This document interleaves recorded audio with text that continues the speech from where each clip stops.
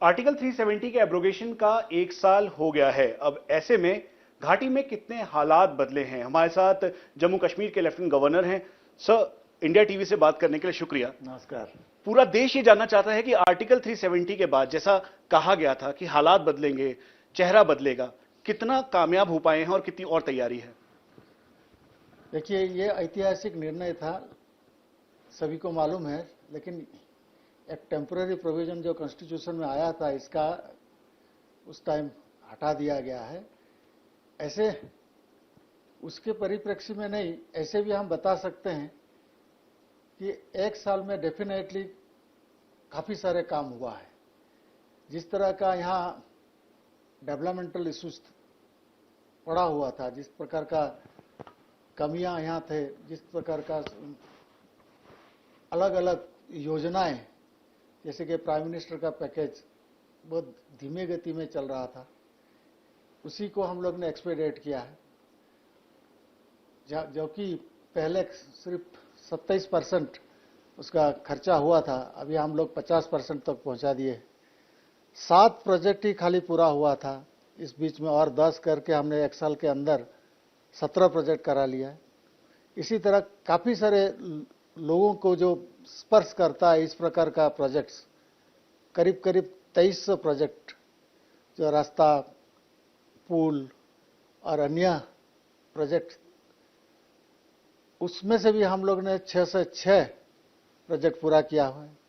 Back to village में जो लोगों को संपर्क किया गया है, इस संपर्क के दरमियान बहुत सारे डिमांड्स उनके तरफ से आया। करीब 20,000 छोटे मोटे काम उसमें आया।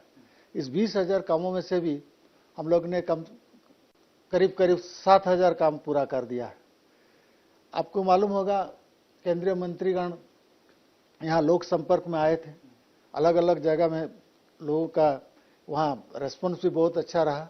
साथ साथ करीब 1,000 से ऊपर इसी तरह मांगे भी आए, वहाँ प्रस्तुत किया गया। उसमें से भी करीब 450 के इस तरह का प्रोजेक्ट का काम चालू हो गया था, 200 करीब पूरा भी हो गया है।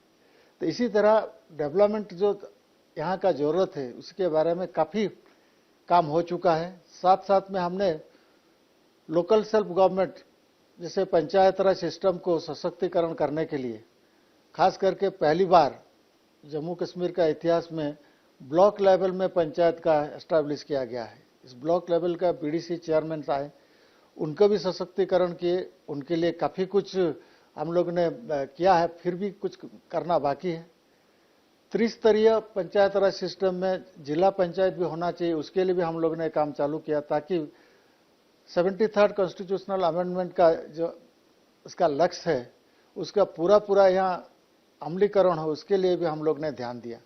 इसी तरह म्यूनिसिपलिटीज, म्यूनिसिपल काउंसिल्स, उसमें भी हम लोग ने काम किया, उनको भी दर्जा दिया, उनको भी बहुत सारे जो सरकारी कामकाज है इसको ट्रांसफ़र करने के लिए भी हम लोग ने उसका एक्शन लिया। और आगे भी सशक्तिकरण का हम लोग ने एक रोड मैप बनाया। कोरोना पैंडेमिक के चलते 2-3 महीना इसमें थोड़ा विक्षेप हुआ और इसके कारण से थोड़ा काम थोड़ा स्लो पड़ गया था, लेकिन फिर से पूरा फुल जोर से हम लोग उसको फिर से भी हाथ पर लिए हुए। इसी तरह यूथ के लिए, यहाँ का युवा पीढ़ी के लिए शिक्षा क्षेत्र में 50 कॉलेज नया बनाना, मेडिकल कॉलेज 7 का भी चालू है अभी। आपको मालूम है आईआईटी, आईआईएम, एम्स वगैरह काम भी थोड़ा स्लो था, ये अभी इसका भी हम लोग ने आरंभ कर दिया है। बहुत सारे बड़े बड़े प्रोजेक्ट, हाइड्रो इलेक्ट्रिक प्रोजेक्ट और इरिगेशन प्रोजेक्ट, पाकलदुल जैसे, कीरू, कवार, रतले, ऊझ और सापरकंडी, ये भी काम चालू हो गया है। तो इस तरह का देखा जाए तो काफ़ी कुछ इस कम समय में कोरोना का संक्रमण के दरमियान भी चालू रहा है। रास्ताओं का भी काम बहुत तेज़ी से हो रहा है। नॉर्मली यहाँ एवरेज 1500-1600 किलोमीटर हर साल बनाते हैं। इस साल अभी तक ऑलरेडी हम लोगों ने काफ़ी कुछ कर लिया। हमारा टारगेट 5000 से भी ज़्यादा किलोमीटर करना है, क्योंकि यहाँ लगभग 38,500 किलोमीटर का रोड नेटवर्क है। लेकिन उसमें से सिर्फ ऑल वेदर रोड जो 21,000 किलोमीटर है और बाकी जो रह गया ये कच्चा कह सकते हैं, ऑल वेदर नहीं है। ये सारे करने के लिए भी हम लोग ने रोड मैप बनाया है। युवा पीढ़ियों के लिए नौकरी का और रोजगारी का अपॉर्चुनिटी क्रिएट करने के लिए आपको मालूम होगा सबसे ज़्यादा 10,000 जॉब के लिए अभी ऑलरेडी एडवर्टाइज किया है और भी 20,000 25,000 जॉब का रोड मैप बनाया हुआ है। तो ये आने वाला 5-6 महीना में ये भी हो जाएगा। सेल्फ एम्प्लॉयमेंट और यहाँ अपने आप लोग अपने पैर में खड़े रह सके, इसीलिए उद्योग और बिजनेस का एरिया में भी हम लोगों ने को मालूम होगा, हम लोगों ने बिजनेस समिट करने के लिए किया था, इन्वेस्टमेंट समिट, लेकिन ये पोस्टपोन करना पड़ा। ये भी आने वाले दिनों में करेंगे। तो अगर इन्वेस्टमेंट यहाँ आता है, इसमें भी रोजगारी का अपॉर्चुनिटी मिलेगा। सर, क्या इस तरह से भी प्लान कर रहे हैं, क्योंकि युवाओं की बात की, रोजगार की बात की, साथ में जो ये कहा गया था कि कई इंटरनेशनल कंपनीज यहाँ पर सेटअप करेंगी या फिर जो देश की अलग अलग कंपनीज हैं वो यहाँ पर अपना एक बिजनेस हब और साथ में मैन्युफैक्चरिंग यूनिट यहाँ पर तैयार करेंगी, ताकि यहाँ के युवाओं को रोजगार मिले, जो युवा भटके हुए हैं उनको भी वहां पे लगाया जा सके ताकि वो मेन स्ट्रीम का हिस्सा बन सके। करीब 14 हम लोगों ने इंडस्ट्रियल पॉलिसी बनाया हुआ है, इंसेंटिव पॉलिसी। इसमें यहाँ इन्वेस्टमेंट करने के लिए अट्रैक्टिव पॉलिसीज हम लोग ने बनाया हुआ है। साथों साथ यहाँ की खेती की जमीन को ना छूते हुए सिर्फ सरकारी जमीन आइडेंटिफाई किया, जहाँ इंडस्ट्रियल एस्टेट बनाने के लिए हम लोगों ने विचार किया था, food processing zone, industrial zone, ताकि ये यहाँ पोल्यूशन ना हो और जमीन इस तरह का जो उपजाऊ जमीन है ये ना जाए। 6,000 एकड़ जमीन हम लोगों ने आइडेंटिफाई किया था और उसमें से करीब 4,000 एकड़ जमीन ऑलरेडी हम उद्योग विभाग को ट्रांसफर भी कर दिया है, ताकि वहाँ अत्याधुनिक इंडस्ट्रियल एस्टेट बने। तो जो भी इन्वेस्टमेंट देश से आए या बाहर से आए उसी में आ जाए और सिंगल विंडो क्लियरेंस मिल जाए, ताकि इनको यहाँ वहाँ क्लियरेंस के लिए ना घूमना पड़े। तो ये सब आता। उसके साथ 2 आईटी टावर्स का भी हम लोग ने बनाए थे प्रोजेक्ट, एक श्रीनगर में एक जम्मू में, और इसी तरह टेक्निकल एजुकेशन के लिए भी सुधार कर रहे थे, ताकि एंटरप्रेन्योरशिप डेवलपमेंट हो यहाँ और ऐसे टेक्निकल एजुकेशन हो ताकि इन लोगों को इमीडिएटली यहाँ जॉब अपॉर्चुनिटी मिले। इसके अलावा यहाँ का छोटे छोटे उद्योग के लिए हमने बहुत सारे प्रोजेक्ट्स भी बनाया। इस प्रोजेक्ट को तुरंत कोई भी नौजवान उसको ले सकता था, उसमें बैंक फाइनेंसिंग का भी हमने सुविधा रखा था। तो इसी तरह रोजगारी का जो यहाँ अपॉर्चुनिटी क्रिएट करना और इन्वेस्टमेंट माहौल क्रिएट करना, ये भी हम लोग ने हाथ में लिया था। सर, मुझे ध्यान है प्राइम मिनिस्टर ने कहा था कि यहाँ का कल्चर, सेब, केसर इंटरनेशनल लेवल पर ले जाया जाएगा। किस तरीके की तैयारी है खासतौर पे इस बात पे और इसको देखते हुए, क्योंकि पिछले साल आर्टिकल 370 का एब्रोगेशन जस्ट हुआ था, उसके बाद मुश्किलें हो रही थी, दिक्कत हो रही थी, उसको बिल्कुल फाइनलाइज करने के लिए और जीरो इन करने के लिए किस तरीके से एक रोड मैप के साथ आप उतरे हैं? देखिए, एग्रीकल्चर और हॉर्टिकल्चर, उसके साथ पशुपालन और मत्स्य उद्योग, ये सेक्टर जम्मू कश्मीर का जीडीपी का 30% करीब आता है और ये बहुत अति, हम कह सकते हैं कि महत्व का एक क्षेत्र है, जिसमें हम लोग ने खास इसमें ध्यान दिया। और यह मैं बताते हुए खुशी है कि कोरोना के टाइम में भी इसका एक्टिविटी चालू रहा। एग्रीकल्चर सेक्टर में फुल जोर में पहले से ज़्यादा अच्छा काम हो रहा है। इसी तरह एप्पल का या अन्य जो फ्रूट्स है यहाँ, इसका किस तरह का प्रोडक्टिविटी बढ़े, इसमें किस तरह का इसका एरिया बढ़े, और उसके लिए भी हम लोग काम कर रहे थे। आपको ये भी मैं बताना चाहूँगा, अभी अभी हम लोगों ने कश्मीर का जो केसर है उसका जियो टैगिंग करवाया। अब उसका आइडेंटिफाई हो गया है कि ये कश्मीर का ये फर्स्ट टाइम हो रहा है।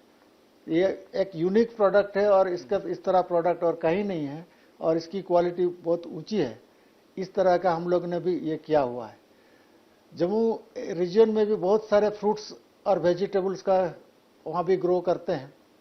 वहाँ भी हम लोगों ने खास करके जो वेजिटेबल्स ग्रो करते हैं उनके लिए रेफ्रिजरेटेड वाहन भी दिए ताकि इनको मार्केट तक आने में तकलीफ ना हो। उसके साथ इरिगेशन के ऊपर में भी ध्यान दिए हैं, ड्रिप इरिगेशन, स्प्रिंकलर इरिगेशन, ये सारे चीज़ भी हम लोग ने इसका बढ़ावा देने के लिए और फार्म इक्विपमेंट देने के लिए भी हम लोग ने काफ़ी सारा पॉलिसी डिसीजन लिया हुआ है। तो ये सारे चीज़ देखते हुए इसमें तो आगे और भी डेवलपमेंट होगा। सर, जब भी डेवलपमेंट की बात की जाती है तो विकास की राह में सबसे बड़ा रोड़ा जो हमेशा से देखा गया और खासतौर पे एब्रोगेशन के बाद से, वो था आतंकवाद। किस तरीके से आप लगाम लगा पाए हैं, खासतौर पे लोकल टेररिस्ट या पाकिस्तानी टेररिस्ट जो यहां पर आके लोगों को गुमराह कर रहे थे, जो युवा थे उनको कैसे डीरेडिकलाइज कर रहे हैं, और सबसे बड़ी बात है कि पिछले साल की अपेक्षा इस साल कितनी कमी आई है और क्या आपको दिख रहा है इसमें? इसका दो कारण है। एक तो हमारा जो फोर्सेस है इनका एक्शन प्लान, उसके अच्छा रिजल्ट आ रहा है। साथों साथ लोगों में एक उमंग है, लोगों में पर्टिकुलरली युवा पीढ़ी में एक आशा की किरण है कि 370 हट जाने के बाद यहाँ डेवलपमेंट होगा, यहाँ रोजगारी का सारे माहौल बनेगा, और ये इसके कारण से भी रिक्रूटमेंट और लोग इसमें जोड़ने में कमी हुआ, ये मैं मानता हूँ। और अभी उनके बहुत उम्मीद है और उसी को हम लोग ने फुलफिल करने के लिए जितना हो सकता है हम इतना इसमें अटेंशन दे रहे हैं। तो इसी तरह मुझे लग रहा है कि मिलिटेंसी जैसे लोग पहले आप लोग ने देखा होगा यहाँ, उसे तो काफ़ी कम हुआ है। खास करके जो लॉ एंड ऑर्डर सिचुएशन था रास्ताओं में लोगों के लिए, जनरल जिस तरह का पहले का माहौल था उसमें तो बिल्कुल ही नहीं है। इसीलिए हम कह सकते हैं कि डेफिनेटली सुधार आ रहा है। लेकिन जैसे आपने बताया, जो इंटरनेशनल बाहर के तत्व जो हैं, जो भड़काते हैं, लोगों को मिसलीड करते हैं, ये तो अपना काम करते ही रहते हैं। फिर भी इतनी कमी आई है, इसका मतलब है यहाँ लोग इसमें फ्यूचर लुकिंग है। इन्होंने अभी का सिचुएशन को जानते हुए ये डेफिनेटली कोऑपरेट कर रहे हैं और उनकी उम्मीद है और हम चाहते हैं कि ये जो इनका आशा और आकांक्षा है ये हम फुलफिल करें। सर, आपने कई सारी डेवलपमेंट स्कीम्स के बारे में बताया, खासतौर पे जो साउथ कश्मीर या नॉर्थ कश्मीर के एरियाज हैं वहां पे लोग जाहिर सी बात है आपसे कनेक्ट भी हो रहे होंगे इसको लेकर। तो ये टेररिज्म आपको लगता है पूरी तरीके से लगाम लगाने पे लिए जिस तरीके से गवर्नमेंट का ये डेवलपमेंट प्लान है वो काफी सक्षम है, और साथ में डी रेडिकलाइजेशन यानी जो गुमराह हुए लड़के हैं उनको मेन स्ट्रीम पे लाने के लिए अभी देखा गया इन दिनों की जो ऑपरेशंस हैं उसमें भी पहले सरेंडर के लिए बोला जाता है, चाहे जम्मू कश्मीर पुलिस, सीआरपीएफ और भारतीय सेना के द्वारा कंबाइंड ऑपरेशन जो हो रहे हैं, सरेंडर के द्वारा और डी रेडिकलाइजेशन के द्वारा, ये एक गेम चेंजर दिख रहा है आपको? काफी लोगों ने सरेंडर भी किया है, 30 से ज्यादा लोगों ने ऑलरेडी सरेंडर भी कर चुका है। जैसे रिक्रूटमेंट कम हुआ है इसी तरह सरेंडर भी लोग ने कर लिया है, क्योंकि ये माँ बाप का अपील, हम लोग ने माँ बाप को भी वहाँ ले जाते हैं, उनका अपील कराते हैं, उनको ये ध्यान में रखते हुए बहुत सारे लोग सरेंडर भी कर लिए। गुमराह करने तो कोशिश करते रहेंगे, कुछ ऐसे एलिमेंट तो रहते ही हैं, लेकिन डेफिनेटली जिस तरह अभी काम हो रहा है, जिस तरह लोगों में उम्मीद जगी है, जिस तरह लोग पार्टिसिपेट कर रहे हैं, जिस तरह लोग सरकार के साथ कोऑपरेशन कर रहे हैं, इसका चलते देख रहे हैं कि ये डेफिनेटली ये दिन एक आएगा कि मिलिटेंसी खत्म हो जाएगी। सर, ये बहुत ही पॉजिटिव बात बोली आपने, लेकिन एक और तस्वीर यहां पर देखने को मिली पिछले एक साल में, जो पॉलिटिकल अरेस्टिंग थी उसको लेकर बड़ी हायतौबा मची। इस समय भी कई लीडर्स, थोड़े दिनों पहले शैफुद्दीन सोज का वीडियो वायरल हुआ, उसके साथ साथ कई अलग अलग तस्वीरें आई। इसको लेकर पॉलिटिकल जो अरेस्टिंग है, इसको लेकर कुछ क्लैरिटी अगर आप दे पाएं, आप बता पाएं कि ये एहतियातन तौर पर कब तक या फिर नॉर्म्स लगाए गए हैं, ये बहुत ये कोई नॉर्म्स नहीं है, जैसे आपने बताया सर्कमस्टेंशियल है, एक्चुअली स्थिति को देखते हुए सारे कार्यवाही किया जाता है। तो ये उसी टाइम में जब ये लास्ट ईयर इस तरह का माहौल आया था, उस टाइम में इस तरह एक्शन लिया गया था। उसके बाद हम लोगों ने इस तरह का कोई एक्टिविटीज किया नहीं है, इस तरह कोई एक्शन लिया नहीं, और ज्यादातर इस तरह लीडरों को रिहा भी कर दिया गया है। अभी कुछ बचे हुए हैं और कुछ मौके को देखते हुए छोटा मोटा जो पुलिस कार्यवाही करती है, ये अपने सिचुएशन को देखते हुए लिया जा रहा है, लेकिन ऐसे कोई नॉर्म्स नहीं है कि यही करना, क्योंकि पॉलिटिकल पार्टिसिपेशन तो किसी भी डेमोक्रेसी में जरूरत है। आपको मालूम है यूटी ये विथ लेजिस्लेचर है, तो यहाँ लेजिस्लेटिव असेंबली तो आना ही है।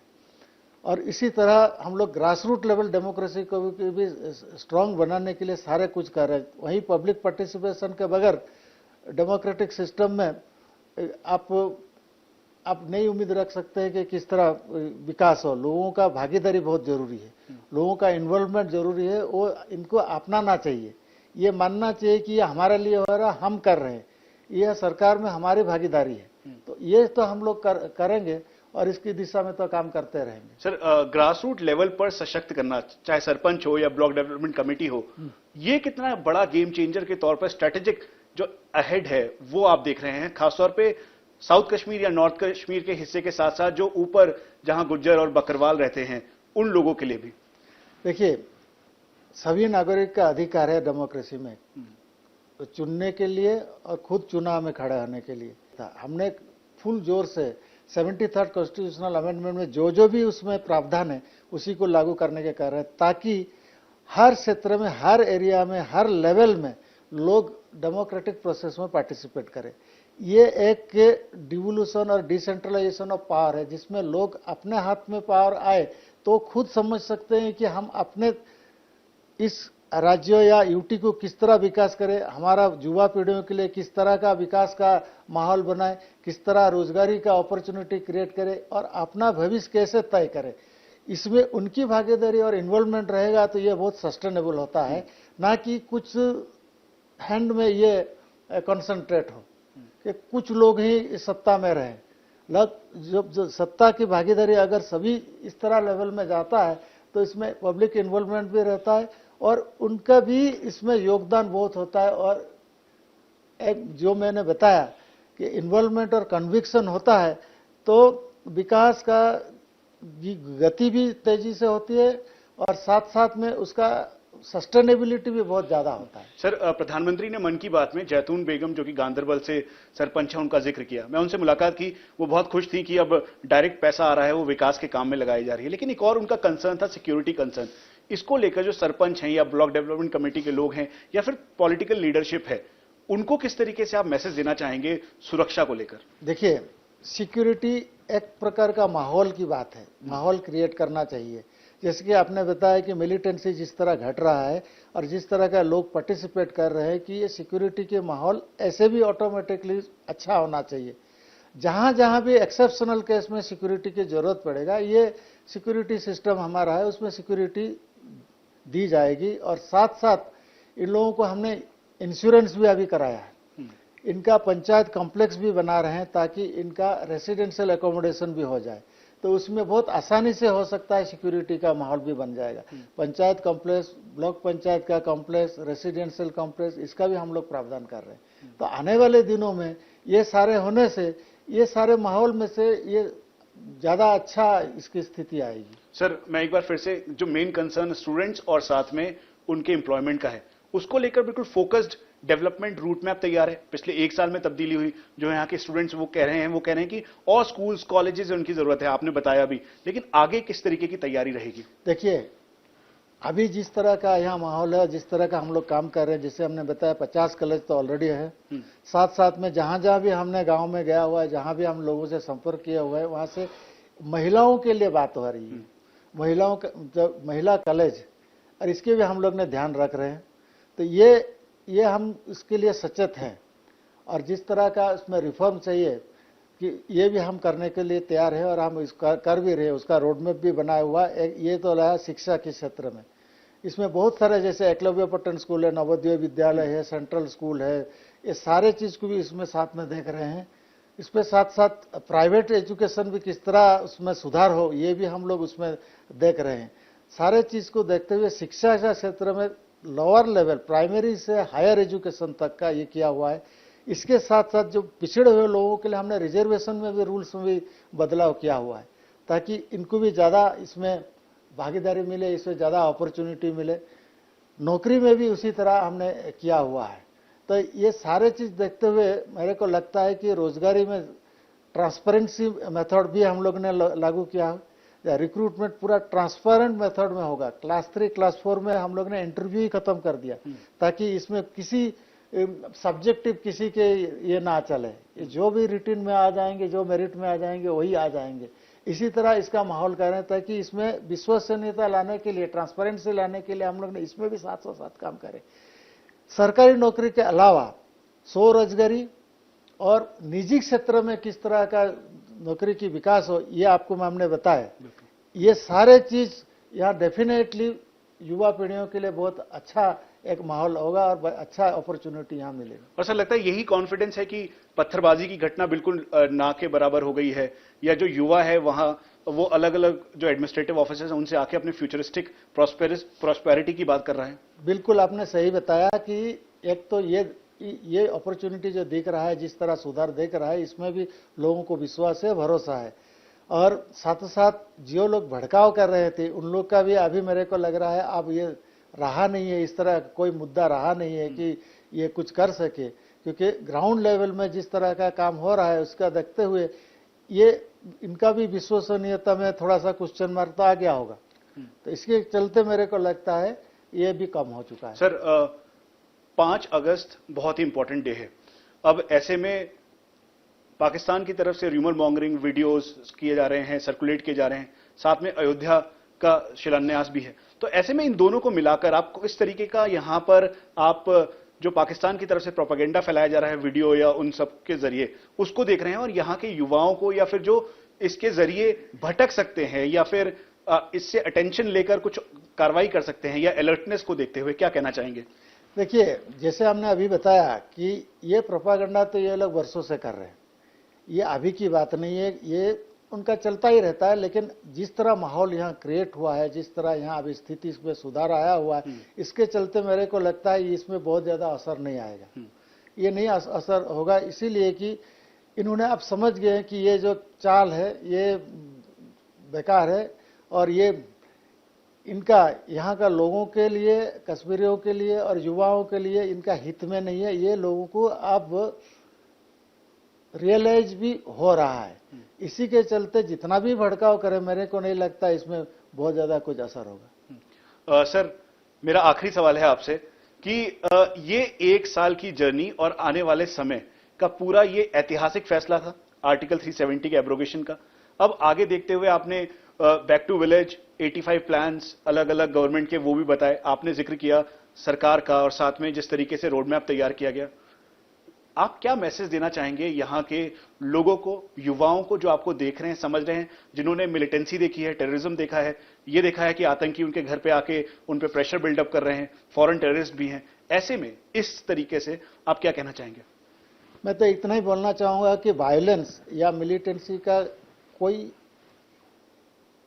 फ्यूचर नहीं होता है किसी भी सभ्यता में, कहीं भी।